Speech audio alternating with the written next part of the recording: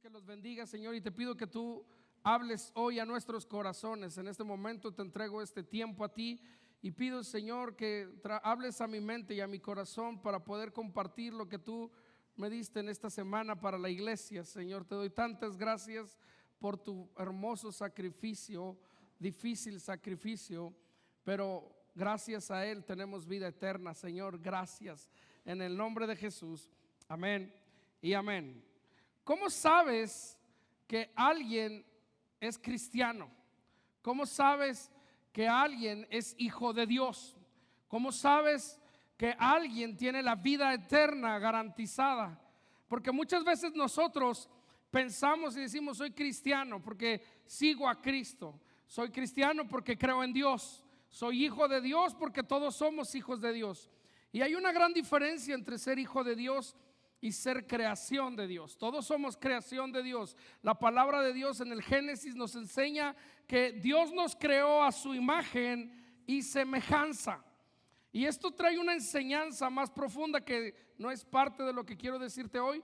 Pero muchas veces, ¿cuántos de nosotros no nos hemos parado en el espejo y hemos dicho: qué feo estoy? Y hemos dicho: ay, estoy horrible, estoy bien feo, estoy gordo, estoy flaco. Y total que nunca terminamos de estar contentos con lo que vemos en el espejo. ¿Sabes? El problema de raíz es lo poco que crees en Dios. Porque así como estás, voltea a ver a la persona que está a tu lado. Así como está la persona que está a tu lado, fue creada a imagen y semejanza de Dios. Y cuando tú estás diciendo que feo estás diciendo como que Dios no es el diseñador perfecto, como que Dios se equivocó, como que a Dios le faltó algo más. Porque la verdad de las cosas es que sí hay un diseñador perfecto y sí hay un creador perfecto, y es Dios. Y todos somos creación, pero no todos somos hijos de Dios. La Biblia dice que hay algunos que constituyó como hijos suyos. En Romanos capítulo 10 verso 9 nos da una clave bien importante. Si traes Biblia, me gustaría que lo buscaras en tu Biblia. Si tu Biblia está en tu celular, puedes buscar ahí. Dije: ya me están aventando papelitos de que ya me calle.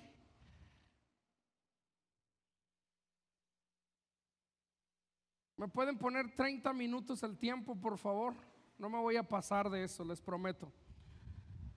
Romanos capítulo 10 verso 9. Y hay algunos que están: va a predicar 30 minutos. Oh, wow. Dios lo tocó. Oh, nomás es para la introducción, no dije para qué. ¿Ya lo tiene? Se lo van a poner en las pantallas. Y luego dice: si confiesas con tu boca que Jesús es el Señor y crees en tu corazón que Dios lo levantó de los muertos, serás salvo. Hay dos cosas importantes que Pablo nos está diciendo en la carta a los romanos, y dice: número uno, para que tú seas salvo, para que tú seas hecho hijo de Dios, tú tienes que confesar con tu boca que Jesús es el Señor. Tú tienes que decir que Jesús es tu Dios, que Jesús es tu Señor, que Jesús es tu Rey. Yo confieso que Jesús es mi Señor. Por eso en los momentos de la alabanza y en la adoración nosotros les decimos: levanta tus manos como señal de rendición en la que tú dices: tú eres mi Señor. ¿No? Tan como el chiste que llegan unos rateros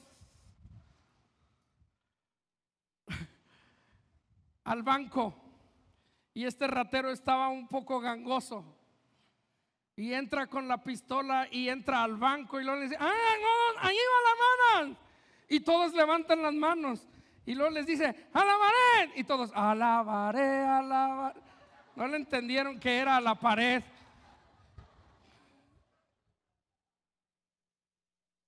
Está bueno, nomás que usted está acostumbrado a oír chistes muy groseros. Ya dejen de oír a los payasos esos que salen en la televisión. Jesús hizo en la tierra muchas maravillas, hizo en la tierra muchas obras que lo llevaron a poder declarar que Él era Dios, pero al mismo tiempo Él fue hombre. Y lo estuvimos viendo las semanas pasadas, cómo la Biblia da testimonio de su divinidad, pero también da testimonio de su encarnación. Cómo Dios, de hecho ahorita leía en Tesalonicenses, cómo Dios, siendo Dios, se despojó y vino a tomar forma de hombre, que fue la forma de Jesús, y dio su vida por nosotros. Él nos enseñó en la tierra que era Dios y que fue hombre y que siente las mismas cosas que tú y yo. Pero la columna de todo lo que hizo Jesús, la columna vertebral de la iglesia cristiana, es la resurrección de Cristo. Todo lo que Él hizo termina en la resurrección. Hace mucho tiempo yo veía una película que se llama El Cuerpo, y era una película que sale Antonio Banderas, y sí se llama así, ¿verdad? Y la trama estaba en que unos arqueólogos habían descubierto el cuerpo de Cristo y lo mandan a investigar y una de las frases de la película que se me quedó grabada es que decía este hombre: si ese es realmente el cuerpo de Cristo, todo el cristianismo se desmorona, porque la base, la columna vertebral del cristianismo es la resurrección de Cristo. Él dijo que Él iba a venir, que Él era Dios y que hizo muchas obras, pero Él dijo: yo voy a morir al tercer día. Y al tercer día dijo: yo voy a ser resucitado, yo voy a resucitar de entre los muertos. Y eso da un testimonio increíble del cristianismo, es la base del cristianismo. Primera de Corintios capítulo 15 verso 13. No sé si puedan poner ese aire volteando hacia la gente o apagarlo, porque está entrando el aire por el micrófono y molesta ahí el ruido. Si tienen calor, o lo apagan mejor. Ya dijeron que lo apagan. Los de allá, apáguenlo. Todos los de acá sufriendo de calor y los de atrás gritando: apáguenlo. Pero ustedes tienen la culpa, porque el que no habla, ay, Dios no lo oye.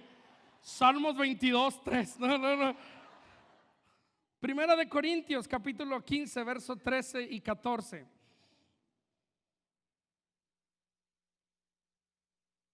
Esa frase está mal dicha, porque aún Dios discierne nuestros pensamientos y Dios discierne nuestros corazones.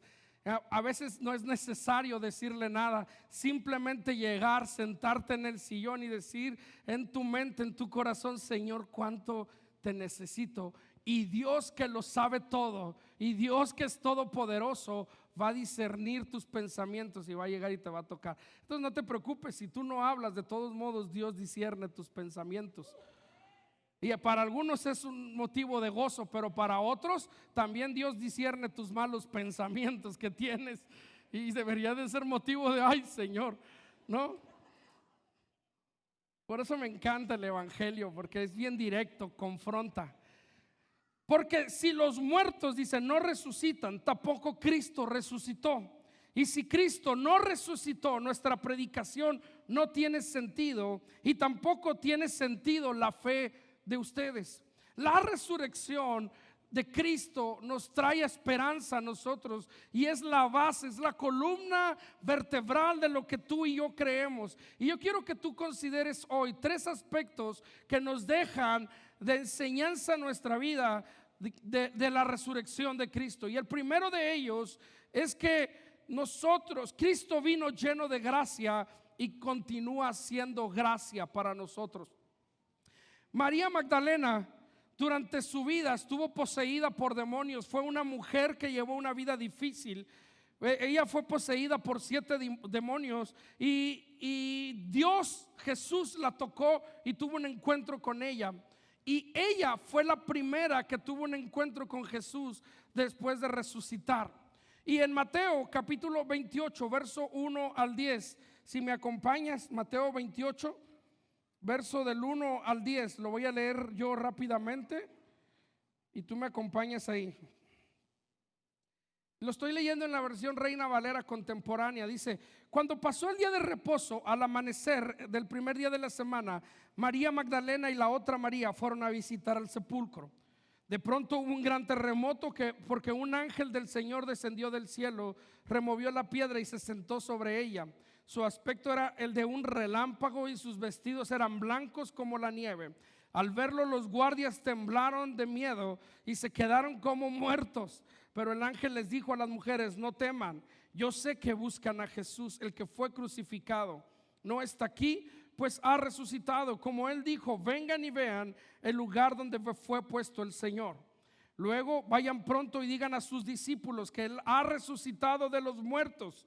De hecho, va delante de ustedes a Galilea, allí lo verán, ya se los he dicho. Entonces ellas salieron del sepulcro con temor y con mucha alegría y fueron corriendo a dar la noticia a los discípulos. Jesús se les había adelantado y les dijo el ángel: de hecho ya les lleva unos cuantos kilómetros adelantado, él ya resucitó. Porque buscan entre la tumba aquel que ya no está en la tumba. Y hay algún aspecto que quiero que tú aprendas de esto. El pasado no le imposibilitó a María de tener el privilegio de ver por primera vez a Jesús resucitar. Ahora, las mujeres que se dieron cuenta fueron enviadas con este mensaje. Dice: pero vayan ahora, en Marcos capítulo 16 verso 7, y digan a sus discípulos, y mira cómo hace una diferencia, a sus discípulos y a Pedro, el que va delante de ustedes a Galilea. Le dice: ahora díganle a sus discípulos y a Pedro, él va delante de ustedes a Galilea, allí lo verán, tal y como él les dijo. ¿Pueden notar cómo dice el ángel a sus discípulos y lo dice y a Pedro? ¿Por qué Pedro? Porque Pedro había terminado una temporada difícil de haber negado a Jesús. Imagínate el estado en que Pedro se sentía. Y Jesús le pide al ángel que haga esta diferenciación para que Pedro pudiera entender que con Jesús no había problema. Y le estaba diciendo: vayan, díganle a los discípulos. Pero yo conozco el corazón de Pedro, cómo está en este momento, porque me acaba de negar 3 veces. Y dice la Biblia, cuando habla de cuando Pedro niega a Jesús, dice que él, al darse cuenta de que había negado al maestro, va y llora amargamente. Es decir, a Pedro no le pasó de noche el haber negado a Jesús. A Pedro le dolió, le conmovió y le pudo el haber negado a Jesús. Y Jesús, cuando resucita, toma en consideración el corazón y el estado de Pedro y le dice: yo no soy como los hombres, yo no me voy a vengar, no hay problema, Pedro. Díganle a Pedro que yo resucité, que yo estoy bien, que yo no lo rechazo. Había la necesidad de hacer sentir a Pedro que había sido aceptado, no importando el pasado. Y ahorita voy a decirte que Dios nos quiere enseñar con estas cosas. Y número 3, a Tomás, quien al saber que Jesús había resucitado, Tomás dijo: yo no creo hasta que yo no lo vea y pueda meter mi mano en sus heridas. Yo puedo constatar que Jesús ha resucitado. Tomás dudó de Jesús. ¿Cuántos Tomás habemos aquí? Ay, nadie. Cuando estás viviendo una situación difícil y el médico te dice no hay cura. Cuando estás viviendo una situación difícil y los de Coppel te esperan en una esquina y los de Electra en otra, y enfrente está el del banco y te dice: tú vamos a desalojarte porque tú no tienes una salida. Y de repente dices: ahora ¿a quién iremos? Mismos discípulos le decían. Pedro le dijo un día: Señor, ¿a quién iremos si solo tú tienes palabras de vida eterna? Cuando nosotros estamos en momentos difíciles y llega el hermano espiritual con la Biblia bajo el brazo y te dice: confía en Dios. ¿Y qué le dices? Ajá, qué fácil es confiar en Dios. Tú que estás sano, que estás muy bien y que te acaban de subir el sueldo en tu trabajo, pues por eso dices, y en ese momento tú te conviertes en un Tomás. Ahora la pregunta es, ¿cuántos Tomás habemos aquí? ¿Verdad? Y hay como que más manos levantadas, porque todos en algún momento de la vida hemos dudado, y dudar no está mal. Lo que está mal es abrazar la duda como un estado de vida. Me gusta vivir en la duda, así soy, yo pregunto todo, soy muy preguntón, pero no tienes poquita fe. Y Romanos dice que necesitas fe para ser salvo. Llega un momento en el que tienes que dejar tus dudas y comenzar a creer que Jesús puede cambiar tu condición actual. Y no nada más le estoy hablando a los que son nuevos en el evangelio, sino a los que tenemos años y años y creemos que nuestra relación con Jesús está bien firme, pero a la primera de problemas nuestra fe empieza a flaquear y nuestra fe empieza a caer. Juan capítulo 20 verso 24 y 28 dice: pero Tomás, uno de los 12, conocido como el Dídimo, no estaba con ellos cuando Jesús vino. Si tienes dudas de cómo ponerle a un hijo, pues puedes ponerle el Dídimo, ¿no? Dídimo, ven para acá. ¿Y este quién es? El Dídimo. Va a entrar a primaria el Dídimo.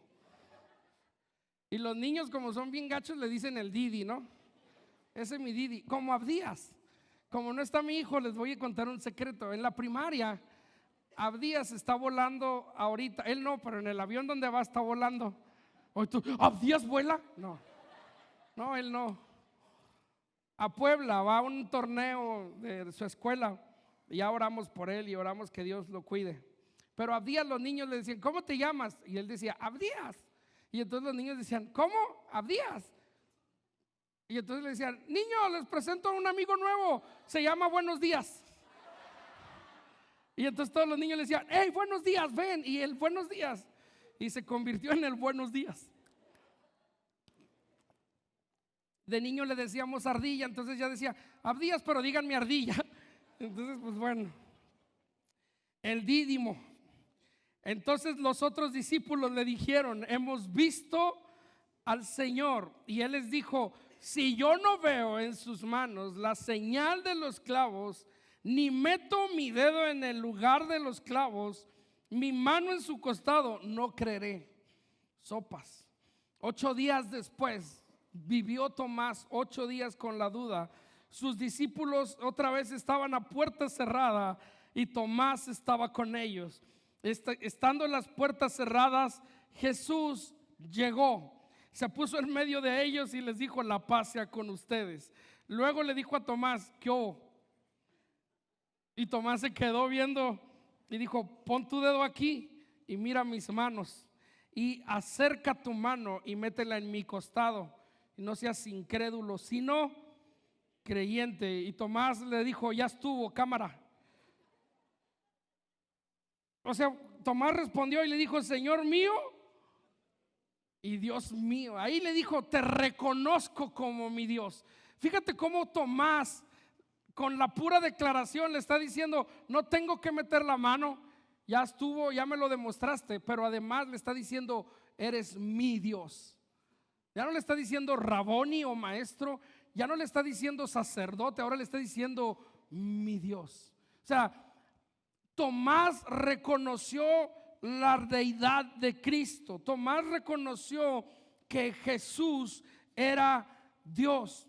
Y la resurrección de Cristo nos enseña con estas 3 pequeñas historias algo muy importante para nuestro corazón. En Isaías capítulo 1 verso 18 me encanta porque dice: el Señor dice: vengan ahora y pongámonos las cosas en claro. Está muy padre cuando Dios te dice: vamos a hablar bien, con las cosas en claro, sin andar con medias vueltas, sin sacar excusas. Y dice: si tus pecados son como la grana, se pondrán blancos como la nieve. Y si son rojos como el carmesí, se pondrán blancos como la lana. La primera cosa que Jesús nos enseña a través de la resurrección y la primera experiencia que tuvo María es que Jesús nos perdona de nuestros pecados y no toma en cuenta nuestro pasado para vivir y para darnos gracia en nuestro presente. No importa los pecados que tú hayas cometido. Es que yo fui bien malo. Qué bueno. Es que tú no tienes idea de lo que yo hice. Yo he robado. Sus discípulos no eran blancas palomitas. Un cobrador de impuestos que decía: uno para el César, uno para mí. Uno para el César, dos para mí. Como cuando juegas turista. ¿Cuántos han jugado turista o mundial? ¿No? Aguas con el que le toque ser el banco. Porque el banco reparte y dos para allá, uno para acá, dos para... Total que el del banco nunca se queda sin dinero. Mateos, ¿no? Cobradores de impuestos. Y Jesús nos dice: no importa tu pasado. El pasado de María era un pasado fuerte. Había sido poseída por 7 demonios. Y sabes, el principal problema del cristianismo eres tú, que no te aprendes a perdonar de tu pasado. Porque dice la palabra de Dios que cuando vienes a los pies de Cristo, aunque los pecados hayan, escúchame bien, aunque tus pecados hayan sido negros y rojos, Él los va a purificar por la obra que hizo Jesús en la cruz. Y lo mejor de todo es que para darte gracia no toma en cuenta tu pasado. Y muchas veces nosotros decimos: yo no soy digno. Es que yo hice tantas cosas malas. Es que lo que hice realmente fue muy, muy, muy malo. Y Dios te dice: no importa lo malo que haya sido. Pudiste haber sido tan malo como la carne de puerco. Algunos dicen: soy tan malo como la carne de puerco. Pues Dios viene y te limpia con todo y el puerco y te acepta lleno de gracia y de favor a tu vida. No le importó el pasado de María. Jesús no dijo: estoy en la tumba, a ver, Gabriel, échale un ojo a ver quién está allá afuera. Y luego está María, la endemoniada, la de los 7 demonios. Esa no me merece ver por primera vez. Esa tiene muchos demonios, tiene un pasado terrible. No. Dile que se vaya y que vengan los discípulos. Esos son más buenos. Ellos sí que me vean por primera vez. Eso nos enseña que Jesús no hace ninguna acepción de personas. Entonces tú no tienes por qué estar jugando, como dice Martín, la parte diciendo: yo no merezco el amor de Dios. Porque el amor de Dios no depende de ti, depende de Él, que es un Dios de amor y que lo derrama a tu vida. Deja de estar condenándote. Deja de estar condenándote, porque luego Jesús hace la declaración y le dice: díganle a los discípulos, pero también díganle a Pedro. Es decir, Pedro me negó. Aún diciéndole yo: Pedro, me vas a negar. Y Pedro: no, ¿cómo crees, Señor? Contigo hasta la muerte. Y yo, Padre, te prometo. Como aquellos que le van a la América y no, ahorita todo el mundo le va a la América. Pero espérate la temporada que viene, que los agarren como otros tiempos, ¿no? Como lagartijas en rancho, puras apedradas, y ahí van a andar corriendo. O cuando pierde la América, no hay ninguno que ponga en el Facebook: soy americanista. Se les va el internet a todos los americanistas. Así estaba Pedro, como ustedes están ahorita. Y Jesús es tan bueno, es tan detallista, es tan cuidadoso con tu vida, que Pedro estaba en una condición. Aún en medio de eso, Jesús toma la atención de mandar a alguien y que le diga: ve y dile a los discípulos, pero además díganle a Pedro que no hay ningún problema, que yo estoy bien.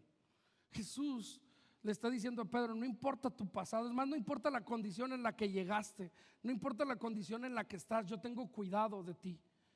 Sabes, muchas veces nosotros lo primero que hacemos en una condición equivocada y errónea es alejarnos de Jesús.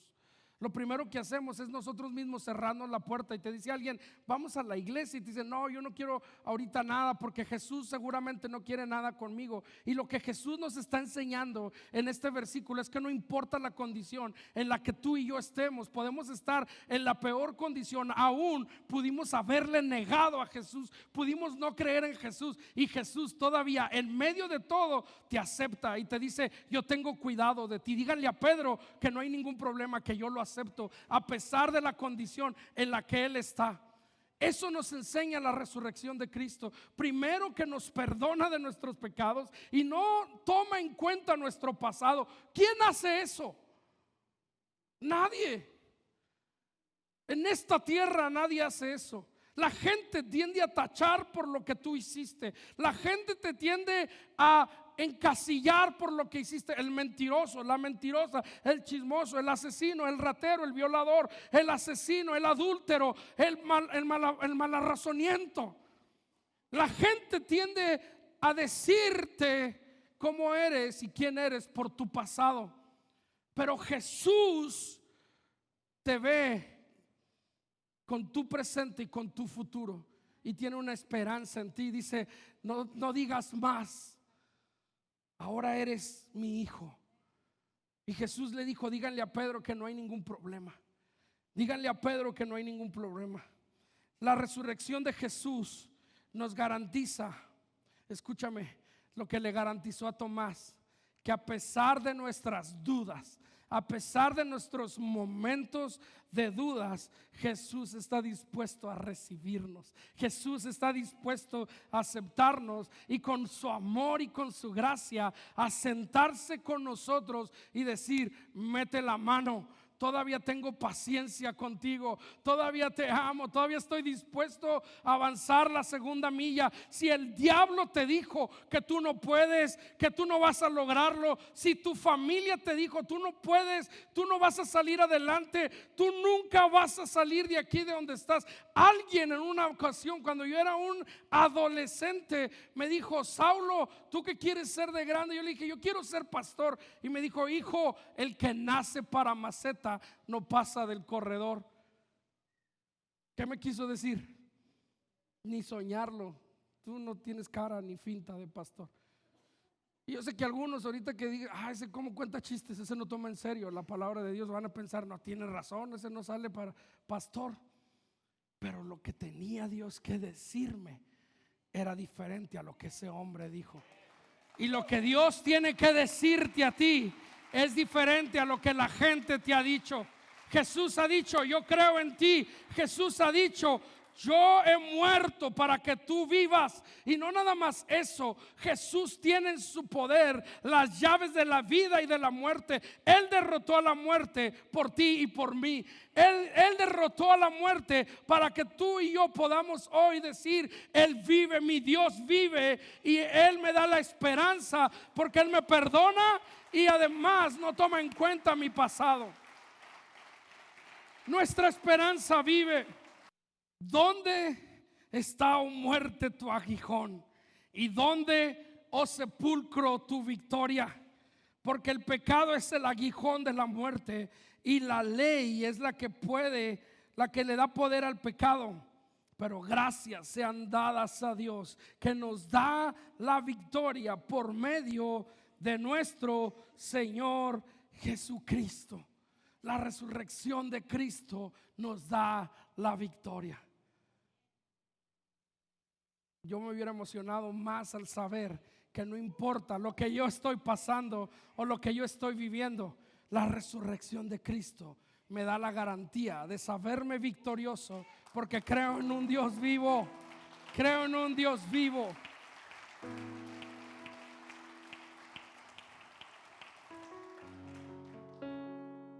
Juan capítulo 11, verso 25 y 26 dice, Jesús les dijo, yo soy la resurrección y la vida.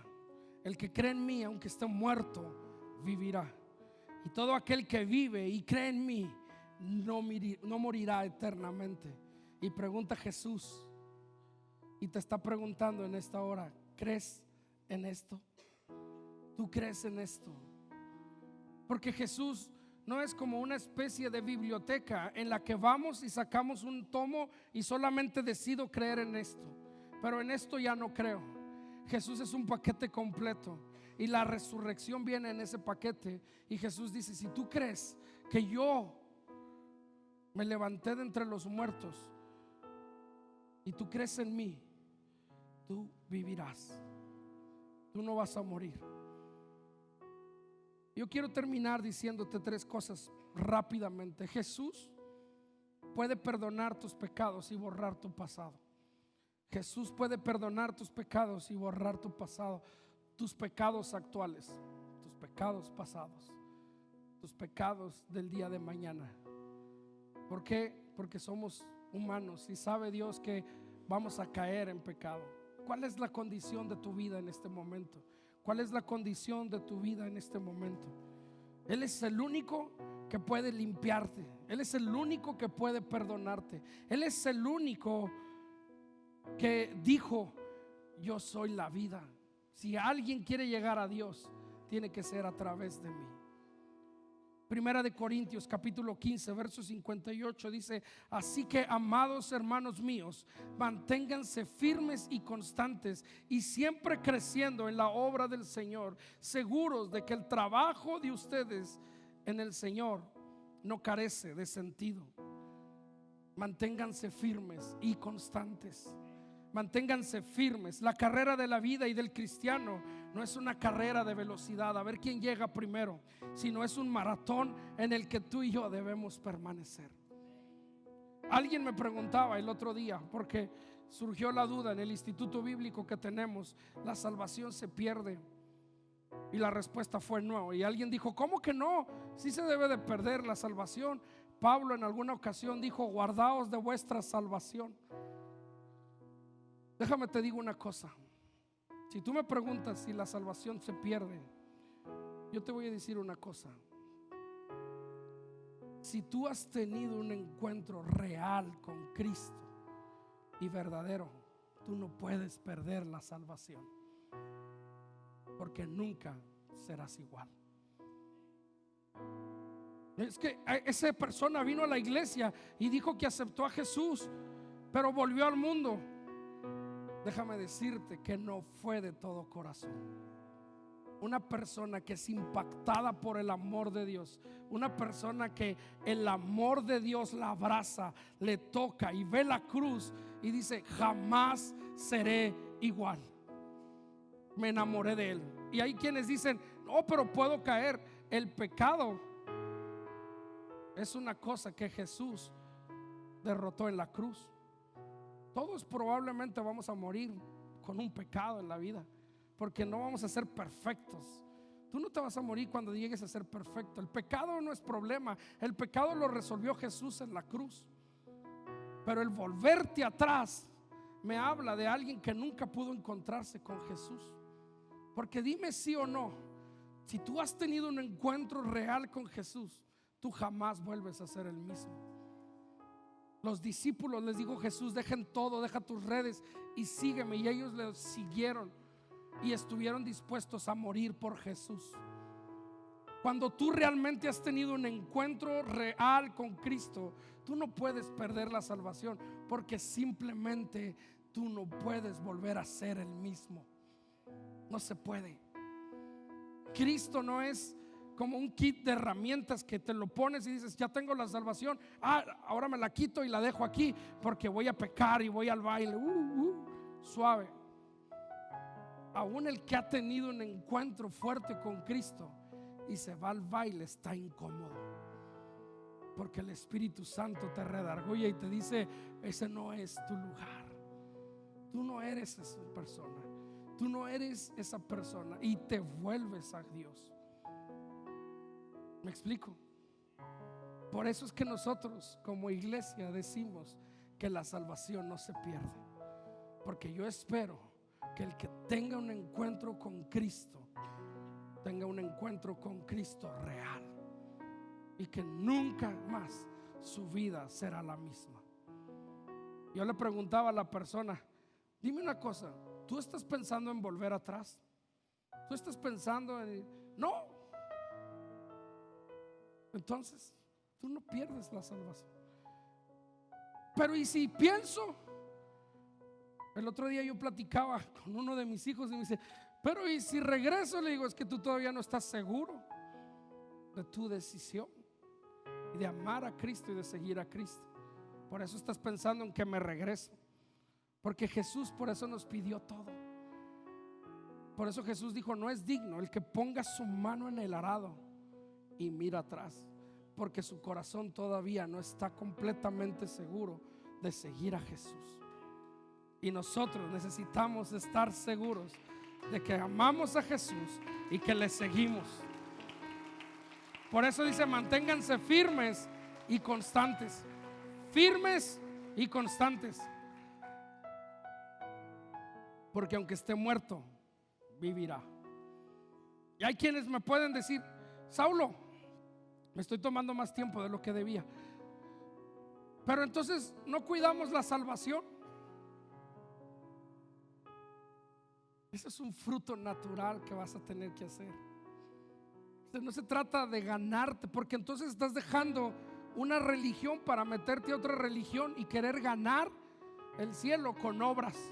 Tengo que venir a la oración, tengo que leer la Biblia, tengo que... No tenemos que, escúchame algo, en Vida y Gracia, si algo les quiero enseñar es, tú no tienes que hacer nada. ¿Tengo que leer la Biblia? No. ¿Tengo que orar? No. Entonces, tú lo vas a hacer solito porque a ti te conviene. Leer la Biblia es producto de haber tenido un encuentro con Dios. Orar es producto de haberte encontrado con Dios. Buscar de Dios, anhelar su presencia, es producto de que tuviste un encuentro real con Dios. Si yo empiezo a decirte, tienes que leer 10 capítulos diarios de la Biblia, te estoy sacando de una religión para meterte a otra religión. Y lo que yo como pastor pretendo en Vida y Gracia es que tú tengas una relación con Dios, no una religión. Y una relación se fomenta. Entonces no tengo que leer la Biblia. No, porque cuando te enamores de Jesús, tú me vas a decir, ¿cómo conozco más a Jesús? Y yo te voy a decir, ahí está la Biblia. En la Biblia dice cómo es Jesús. En la Biblia habla de que si quieres conocer a Dios, tienes que conocer a Jesús. ¿Y cómo fomento más mi relación con Él? Orar es platicar con Dios. Entonces no tengo que orar, no, va a ser una necesidad de haber tenido un encuentro con Dios. ¿Qué pasa cuando piensa en tu novia, piensa en tu esposa en este momento? Cuando la conquistaste, querías estar hablando con ella, no tenías que, ¿o sí? No, la dejabas y le decías adiós mi amor y te ibas. Algunos, los que alcanzamos teléfono, le marcabas con teléfono. Algunos no sé cómo le hacían antes, no sé. Y ahí estabas y ya llegué a la casa. Ay, qué bueno que llegaste con bien. Sí, todo bien. Oye, qué bonito. Ay, sí, y vuelves a hablar de lo mismo. Es más, sí o no, a veces ni hablas. Nomás sabes que está la otra persona. Ay, sí. Pues sí. Y la otra persona ya, sí. ¿Sigues ahí, gordo? Bueno, antes no te decían gordo, ¿verdad? ¿Sigues ahí, mi amor? Aquí estoy. ¿Sí o no? ¿O éramos los únicos cursis? ¿Sí o no? Lo mismo sucede cuando te conectas con el corazón de Dios. Y a veces llegas y dices, Dios. ¿Qué fue el primer reclamo que Jesús le hizo en el Apocalipsis a la iglesia? Apocalipsis 3. Tengo contra ti que has dejado tu primer amor. Cuando vas en el carro y Señor, no puedo creerlo, que tú me perdones de mis pecados. Mi suegra nunca me va a perdonar, pero tú me has perdonado de mis pecados. Y luego Dios te da tanta gracia que después tus suegros terminan perdonándote también a ti de tus pecados. Dices, wow, o sea, Dios, ¿cómo no estar contento? Pero la realidad es que esa es la relación con Dios, no una religión con Dios. Y hoy quiero pedirles de favor, Si se pueden poner de pie, estoy terminando con esto.